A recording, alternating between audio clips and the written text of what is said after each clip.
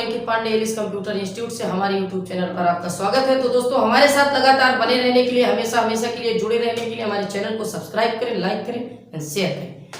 तो दोस्तों आज का कॉन्सेप्ट हमारा क्या है? Tally second chapter. जी हाँ, आज के पहले में भी आपने कई सारे वीडियोस को देखे जिसमें मैंने आपको टैली का लगभग फर्स्ट चैप्टर कंप्लीट कर दिया, जो कि सेकेंड चैप्टर में अब हम एंट्री ले चुके हैं। तो सेकेंड चैप्टर में आज हमें कुछ जीएसटी के बारे में जानने बेसिक।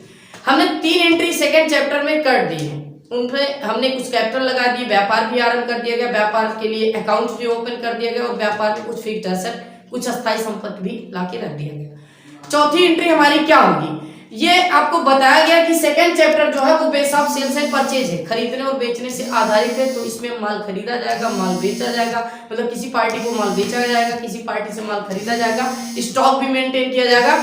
तो ये एंट्री हमारी मान लीजिए चौथी एंट्री जो आपको टैली में मिलने वाली है। दोस्तों लगातार जरूर बने रहें और वीडियोस को पूरी तरह से देखें ज्यादा से ज्यादा, क्योंकि आपको जो चौथी एंट्री मिलेगी वो थोड़ा कुछ कठिनाइयों का सामना आपको उसमें करना पड़ सकता है, वो लंबी एंट्री जाएगी आपकी।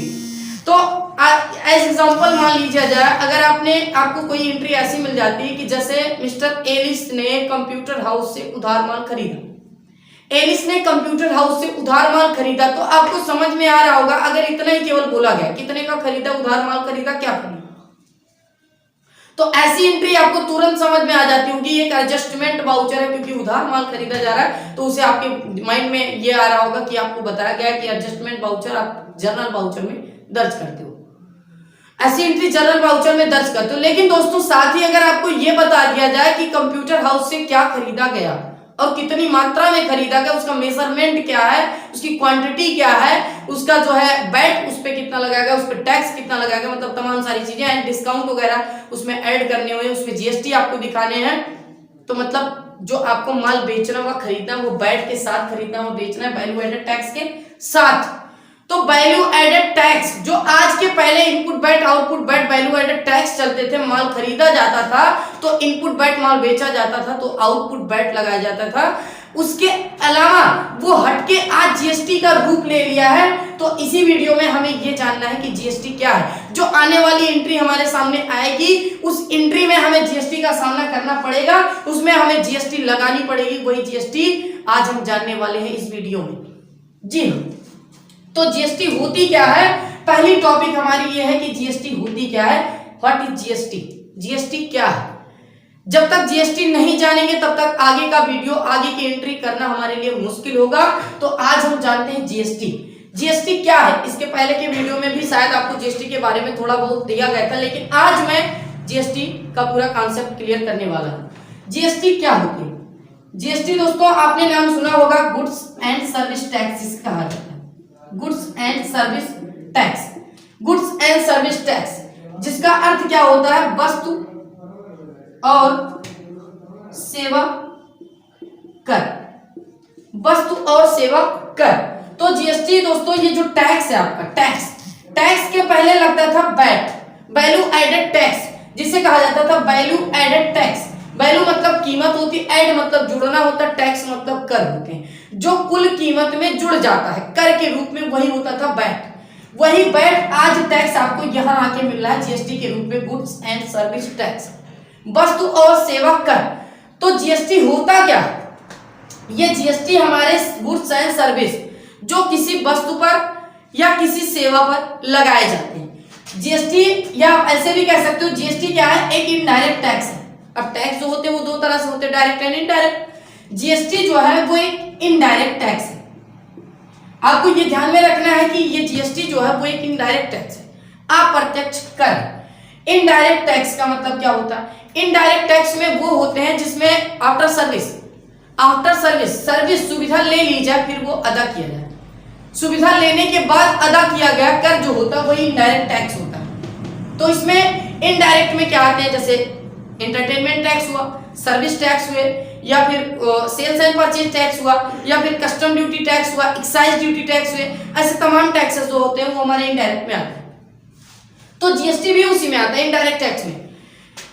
तो टैक्स क्या होते हैं और कितने प्रकार के होते हैं मैं आपको आगे बता रहा हूं इसी वीडियो में। अभी तो मैं जान रहा हूं जीएसटी क्या है, गुड्स एंड सर्विस टैक्स, वस्तु और सेवा पर लगा कर, वस्तु और सेवा पर टाइप ऑफ जीएसटी की बात अगर की जाए, type of GST, how many type GST, तो इसे दोस्तों जो है 3 भागों में डिवाइड किया गया, 3 भागों में डिवाइड किया गया है।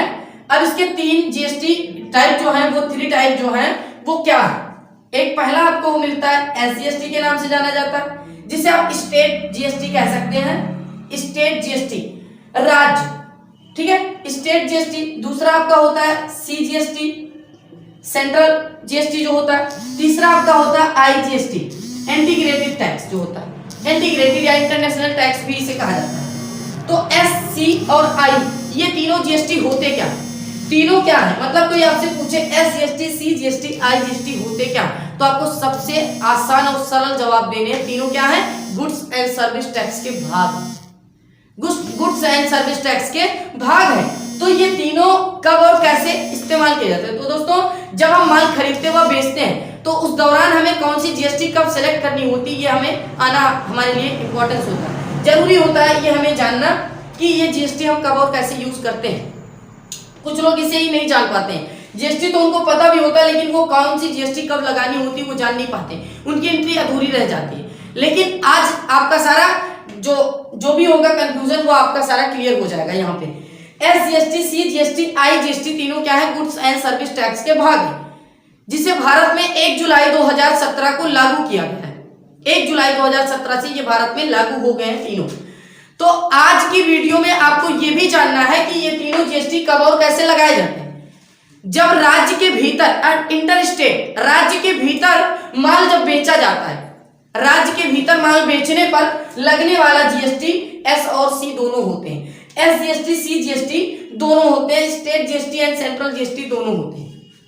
वहीं राज्य के बाहर माल बेचने पर केवल और केवल आईजीएसटी लगता है, इंटीग्रेटेड टैक्स केवल लगता है।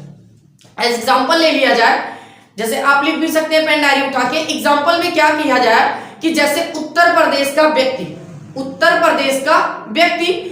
प्रदेश के किसी व्यक्ति को माल बेच रहा है, उत्तर प्रदेश का व्यक्ति उत्तर प्रदेश के ही किसी व्यक्ति को माल बेच रहा है, जिस पर जीएसटी रेट जो है मान लीजिए आपका 18% है, तो उस पर लगने वाला जीएसटी 9% सीजीएसटी होगा और 9% एसजीएसटी होगा, मतलब 9% एसजीएसटी और 9% सीजीएसटी होगा, क्योंकि जो 18% जीएसटी लग रहा है उसको आपको राज्य और केंद्र में डिवाइड करना। सपोज करिए यही टैक्स अगर आपका मतलब उत्तर प्रदेश का व्यक्ति बिहार के किसी व्यक्ति को माल बेच रहा है या आउट ऑफ स्टेट किसी अदर राज्य को माल बेच रहा है जिस पर जीएसटी रेट 18% है, तो मतलब वहां जो जीएसटी लगने वाला है वो लगेगा आईजीएसटी 18%, क्योंकि सरकार तो 2 ही होते हैं, केंद्र और राज्य। जब हम राज्य के भीतर माल बेचेंगे तो हम एस और सी दोनों मतलब केंद्र और राज्य सरकार को बराबर बराबर हिस्सों में बांट देंगे। वहीं राज्य के बाहर माल बेचने पर केवल और केवल आईजीएसटी हम अदा कर देते हैं, जहां से दोनों बराबर बराबर हिस्सों में बांट दिया जाता है एस और सी। जी हाँ, तो लगातार बने रहे वीडियो पे।